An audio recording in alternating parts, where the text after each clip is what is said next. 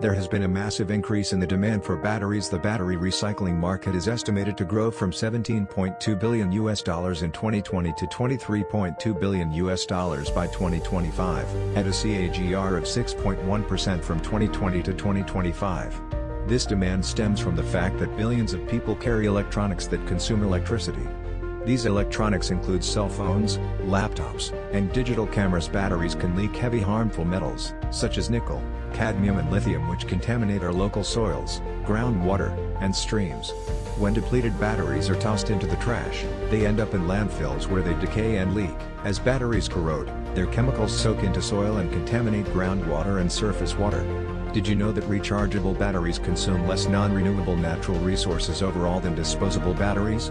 The rechargeable batteries, whether lead-acid, NiCad, or lithium-ion, are the most economically feasible to recycle. It's a win-win solution. Hazardous material pollution is reduced, and money and resources are saved.